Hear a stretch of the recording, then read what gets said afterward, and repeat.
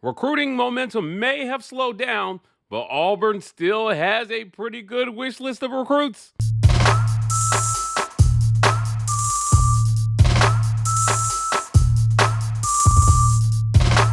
Welcome on into the Auburn Express, powered by the War Rapport. I'm your host, Mike Z, and thank you so much for making us your first listen of every single day. Joining me as he does every single week is my friend Kyle Rush from the Barn, Auburn recruiting extraordinaire. Look, Kyle, you follow this better than anybody I know now, and you're always on top of recruits and their visits and what's going on in their lives, even sometimes. But last week we talked about how momentum for recruiting had slowed down, and recruits are in a wait and see phase for Auburn. Let's see what they do on the field. Let's see what Hugh Freeze can produce. On today's show, we're going to talk about some recruits that Auburn and Kyle would like to see in the fold here when all is said and done in recruiting this year, and then what kind of impact they'll have on the ranking of this class if Auburn can climb the charts here. Let's before we get started, I wanted to get your thoughts on recruiting. Is it time to hit the panic button? Is it time to hit the panic button? Or lack thereof? Look, I'm not 100% ready to hit the panic button because I don't think there's necessarily anything malignant or anything that can't be fixed, whether it's winning on the field, whether it's getting a little bit more organized on the NIL side with this new revenue share / this NIL ruling that's gone through. Because kids are still coming to visit, and kids are still that's the big thing. If they're not coming to visit, they don't have any interest in you, and they're saying all the right things. Like, for example, I've talked about this a few other places, but Shadarius Tootle said on his visit after his official visit, Auburn's back on top.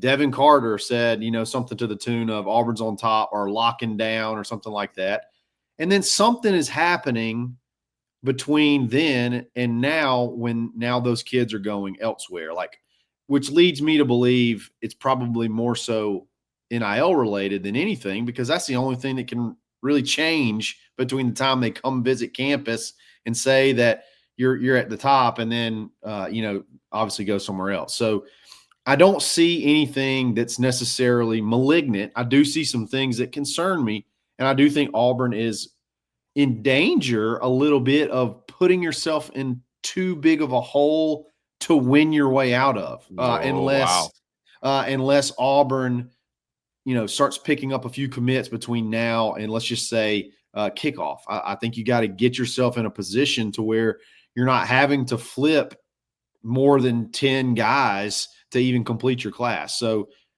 I'm not saying I'm panicking, or I'm not saying I'm concerned. There's something that's missing here. I'm not 100% sure what it is, but I don't think it's anything that can't be fixed. You just got to do it. You got to fix it. I agree with you, actually. And I'll tell you this. Last year, John Cohen went on a be patient, we're in rebuild mode campaign on every show. On some of the shows, he went right before me to sell to the to Feinbaum, to the nation, that look, Auburn and Hugh Freeze, they inherited a rebuild. Right. I think he may need, and I support it more this year than I did last year in terms of the messaging. Reaffirm your support for Hugh Freeze, that he is the guy, because what's going to start to happen if they don't win games is the negative recruiting is going to start to kick up.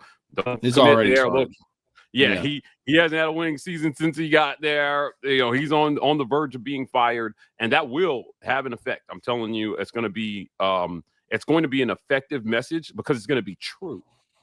Sure. Right? The results on the field are going to be true. But look, we're here today to talk about the recruits that can stem all this talk.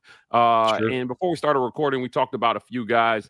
I want to start at the top here today, on the guys that we feel like can really kind of turn the tide a little bit. I hate saying the word tide on any show that we do. You said it. Made me cringe.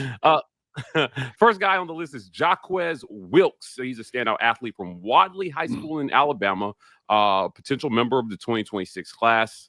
6'4", 220 pounds. Talk to me about Jacquez Wilkes and why you think he's a guy that's the right fit for Auburn.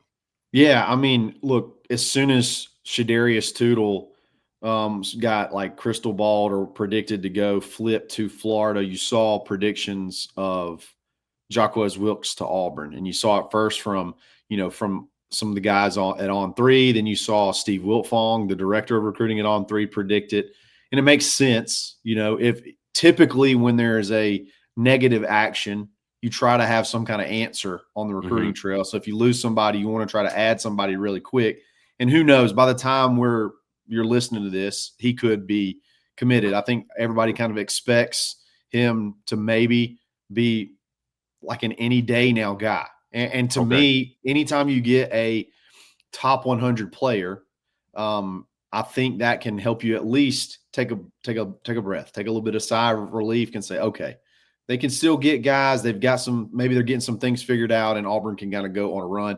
6'4", 220, played running back in high school, plays middle linebacker at that size. And then he also comes off the edge as well. He was a one-man wrecking crew, won the state championship last year. Can't have enough winners. You can't get enough winners, in my opinion. Guys that get here, they don't know what it's like to lose, and it's just a different mindset. He's the biggest one, I think, that's attainable.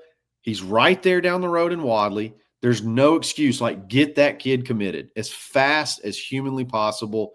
And I think people start to say, okay, that makes sense. Now maybe let's pick up a little bit of momentum moving on. But I really like him. I think he's also, to me, anytime you got an athlete like that, 6'4", 220, that can run, has got a good frame, just get him and figure it out. I mean, I'd call him an athlete. I think he could play multiple positions. Seems like edge is probably his more natural collegiate position, but I wouldn't rule anything out. Next guy on our list is an offensive tackle, Claude Mpouma. I believe I said his name correctly. He is also a part of the 2026 class, 6'8", 305, Carmel High School. And look, he's got his top 5 right now: Nebraska, Auburn, Florida, Notre Dame, and Illinois. This is a Chicago kid. And he has taken official visits to Nebraska, Florida, and I think he took one to Auburn this month as well, too. Yeah. But talk to me about Claude Mpouma, the 175th overall prospect nationally. He's the 14th offensive tackle in this class. I know it's very, very important. It's very, very important. I think they thought they may get it last year for Vontrell to get a kid from Chicago. I think that's just something he really wants to get on the board, and even if it's a guy on the opposite side of the offensive line. Claude's been I think a priority for this staff for a while. He came in on a visit, then he goes to Florida, and he basically said Florida was his number one. So everybody's like, well, dadgummit, another one that came in, said all the right things, and then goes elsewhere. And it seems like he's going to go elsewhere. But I think momentum may be picking back up with him. Okay. And he actually is announcing his commitment on Sunday. That'll be the 29th, I believe. So if you pull off Jacquez Wilkes in a couple of days, and then you can back it up again with Claude on Sunday, now you're cooking, okay? Now you got something cooking. Now you're sort of building back some momentum. And how fun would it be, or how great would it feel to have a 6'8", 4-star offensive tackle out of high school? That position just seems to elude us. So that could be one to watch. I don't think Auburn's it's just a lock, but that's one to watch. I think they could easily, if they get their ducks in a row, they could push and get that one on Sunday, and then that would be something really fun. That'd be a fun way to sort of dig yourself out of this little funk you've been in with two top 200, one of them a top 100 player in the country, and it also, hey, anytime we can get an offensive tackle, it seems like you've won the national championship. I was going to say, the history there with recruiting tackles. Yes. Claude plays a little basketball as well, too. He may be for sure. We got to. Super athletic guy, right? Can you imagine playing him in high school basketball? Unfair. No. If he gets his back to you, if he gets the ball down low and he's got you behind him, Just it's 2 points. Yeah, It's 2 points or a free throw. That's over.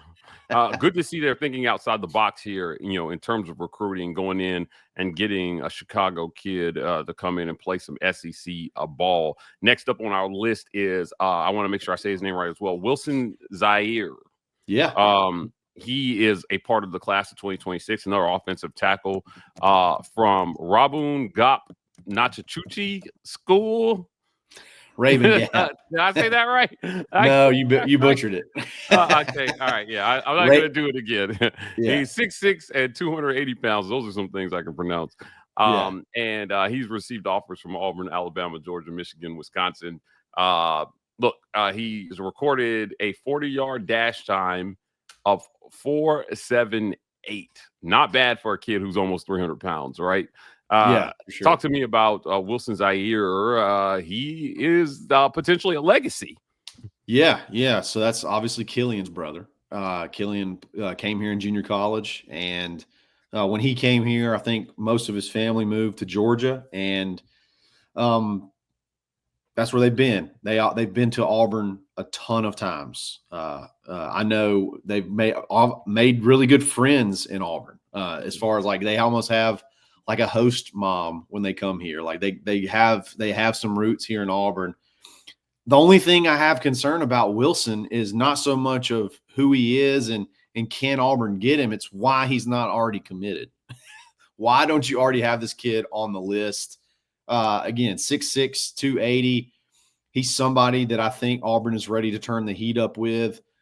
Very highly rated on On3. And he's picked up a lot of big-time offers. I mean, Alabama wants him. Georgia's offered him. Michigan. I mean, those are the who's who, especially of offensive linemen. So that would be fun to knock out 2 of your bookend offensive tackles, in a very short period of time. So that's definitely somebody that could help kind of, again, turn the momentum going in the right direction. And I think that's one that Auburn would love to have in the boat before the season starts. Yes, I agree too. Next up on our list, Ernest Rankins. He is a very, very coveted defensive lineman in the class of 2026. Got very physical, got an imposing stature. He checks in at 6'6", 285 pounds from Southwest DeKalb High School in Decatur, Georgia, which is practically Atlanta. He registered in 2024. 30 tackles, 4.5 sacks, and he is the 47th overall in the class of 2026. Yeah, 5th amongst defensive linemen. This would be an amazing get here. Yeah. Georgia's on his radar. Florida State, Purdue, LSU. Talk to me about Ernest Rankins. This is another one of those guys where if we're talking about where Auburn is at, I know we want to fill needs, but you can never have enough 5-star defensive linemen. No, for sure. So this one to me is a very similar story to Claude Mpouma. Okay. He comes in on an official visit. Everything is killer. Awesome. Okay. Then he goes to Georgia, and it seems like the momentum is lost immediately. Okay. And Georgia's sort of taking the lead, and he's going to go to Georgia. But you know what? He just never commits to Georgia. And all of a sudden, Auburn seems to have worked their way back into this one. And I'll tell you what, at least for me, if you get this kid, maybe over any of those others, you get this kid in the boat, I have zero doubts you're going to be just fine, because this is going and beating. This is going head to head. This is like the Joe Phillips, going head to head with Georgia and beating him, or the Eric Winter. Like, this is going head to head for a top player with a Georgia, with not having the greatest resume behind you to sell, and you win, and you win a stud defensive lineman. Again, 6'4", 260 pounds. Give me 5 of those on the defensive line every single year. Just give them especially from Georgia, the state of Georgia. Those dudes are just ballers. So we've talked about 4 guys that I think the key is these are guys that Auburn wants committed before the football season starts. Like, these are guys I think they would love and are actively working to try to close, that could pop at really any minute. Now, they Yeah. could also pop for other schools. Okay. So I'm not saying like these are all locks for Auburn, but these are guys I just think Auburn's got a good shot for that. If you were to land, let's just say 3 out of these 4 over the next 4 or 5 weeks, you feel a whole lot different about the recruiting as a whole. Because, Mike, if you feel like me, I just feel like this roster in general is really good, and I think they're going to have some success on the field if they can, get everything. If they can clean up some of the stuff that the mistakes from last year, I think this team could be really good. And if they get off to a hot start, October could be a really fun month. Oh yeah, for recruiting, and that could be your flip season, and that could be, landing some other big fish that maybe are uncommitted. You just got to get to where you're not having to depend on your whole class to be all flips, like 10 plus kids you're trying to flip from elsewhere. You got to get to close to double digits as you can before kickoff the first game, and then see what happens as the season rolls along. Kyle, look, Auburn has some work to do, but results on the field, we're going to have something to say in this.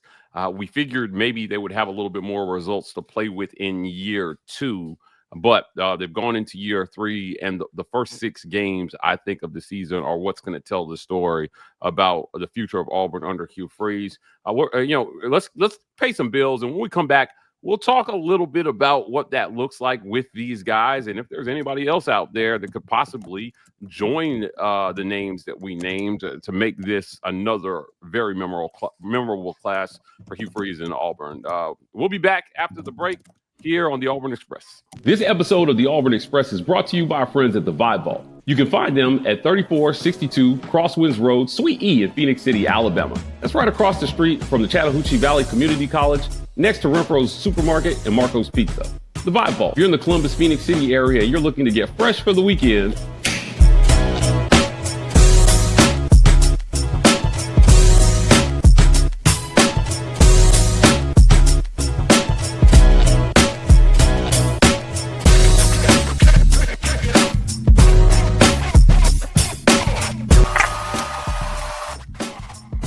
get fresh for the weekend with the Vibe Vault.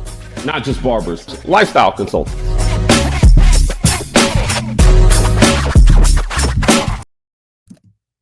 This episode of the War Rapport is brought to you by our friends at the Rogue Shop. Visit rogueshop.com. Use code REPORT to get 15% off your Rogue Shop order. Pain, sleep, stress, anxiety, whatever ails you in life, the Rogue Shop has something that has you covered. Our guy Richard has been a long-time sponsor of the show.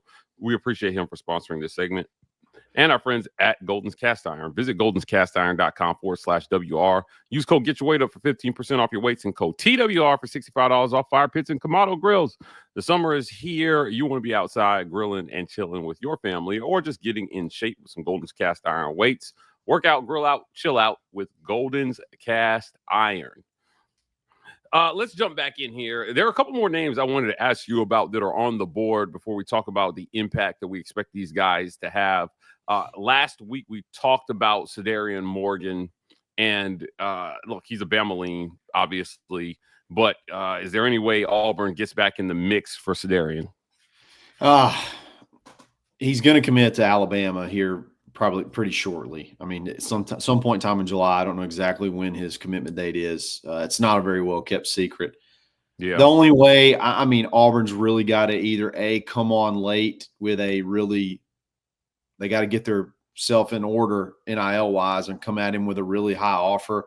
Or, if Auburn has just an ungodly offensive season and Alabama were to have the opposite, which is possible, it could open some doors. So that one's going to take a lot of things are going to have to go Auburn's way, in my opinion, for that one to end up with CD at Auburn. I wouldn't bank on it. There's a lot that's got to happen. Talk to me about Anthony Jones. Talk to me about similar. Anthony Jones. Yeah, like he was thought to be a 100% lock for Auburn at one point. But where's Auburn stand with him? I think that's Alabama. I think he's down there in Mobile. It's tough to get kids out of Mobile, and Alabama sunk their hooks into that one in Mobile, and it would take some monumental things happen for that one, I think, to end up at Auburn. And again, that's where I'm going when I'm saying like there's something we're missing. There's something that's just not quite all the way right, because that's another one last year that got crystal balls. I mean, like Tom Lloyd, some of the top recruiting people in the game were predicting him to Auburn, and now it seems like Auburn may not even be in like the top 2 or 3. Yeah. Wins, I can tell you. Wins helps. That'll help. Now, a bunch of people jumped all over me a couple months ago after the draft when I said that the association with losing hurt Jacquez Hunter and Keandre Lambert-Smith's draft stock. Flat out. Mm-hmm. I think that they are better players than where they got drafted, and had they had the seasons they had coming out of Alabama or Georgia or Ohio State, they would have been drafted a lot higher. And so, I have to believe that there's a ton of negative recruiting going on. You kind of confirmed it earlier in this segment. Oh, sure. But you can change that. You can change that narrative, and that's what I want to close the show on. Now, we've talked this schedule up and down for our listeners on pod. I'm going to call it out. The first 6 games of this season are it is paramount. It is absolutely critical that Auburn has a strong showing in game 1 versus Baylor. You open the season August 29th with Baylor in Waco. You've got Ball State and South Alabama. Those should be gimmies. Those should be gimmies. Then you have Oklahoma, Texas A&M, and Georgia to open your SEC schedule. I think you go out and you got to whoop Baylor, man. I'll take a win any way I can get it if I'm Hugh Freeze.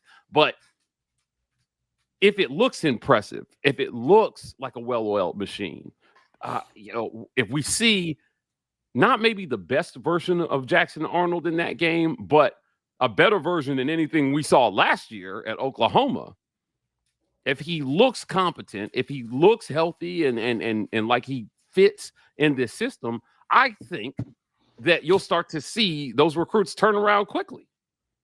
Yeah, and you just walk through it, but there's a really good opportunity right there off the bat to knock off some pretty good teams. I think it's looking more and more like Baylor's going to be ranked when you kick that game off. So yeah, again, if you can be somewhere in the neighborhood of 4-1 or so going into that Georgia game, that we've talked to, I think we may have talked about it on the last episode that we recorded together, but that atmosphere is going to be unreal. And that's going to be a big recruiting visit. I mean, there is a chance that Auburn could really explode this season and have a lot of success and lead to landing, more kids in this class, flipping kids, getting more kids on campus. But again, I just don't want to get us in a hole. I don't want to get in a hole where we are having to, dig our way out of, during the season, because the season's so important.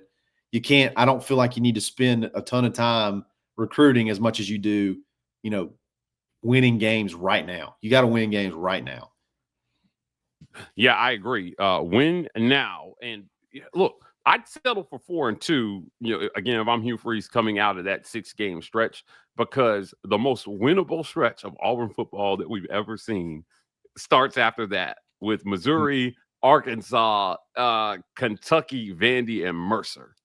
This is a SEC East to Georgia type schedule that they've got in the second half, something we'd never see Kentucky and Vanderbilt in the same schedule for Auburn ever. Yeah, before they eliminated divisions. So you've got to take advantage of that. But it'd be better if they can start 4-2. You're not climbing out of a hole when you get into that stretch. Yes, you're building on a solid foundation. If you're 4-2 and you can win, you can reel off all that little stretch that you just named. You're looking at going into the Iron Bowl 9-2 and in the playoff talk. Like that's fever pitch of Auburn hype. If you can be at that point, and I think it's very doable. Like you said, if you can, I think we'll know pretty quick though. Hopefully, I think you'll know pretty quick when you see the offense clicking. If it's doing what we think it can be doing. I don't know. I think it can be fun. We need it badly. Need it very, very badly. I've said many times, Hugh Freeze has stacked the deck around Jackson Arnold. After game one, I hope you and I are sitting here saying they stacked the deck with Jackson Arnold by adding him to this roster. Guys, that's it for another great edition of the Auburn Express. Kyle, I want to thank you for joining me today. Before we get out of here, tell people where they can find you and all your great recruiting insights. Absolutely. Subscribe to thebarnauburn.com. You can get $25 off your annual membership. It's a ton of fun. Get in the conversation. You'll get the updates and be part of a great community. Guys, if you're listening to this on replay, do us a favor. Head to the comment section and smash that super thanks button. We appreciate all of our listeners for helping us grow our community in this way. Follow us on social media. We are at The War Rapport on every social media platform. TW Rapport on TikTok. We're signing off, and as always, War Eagle.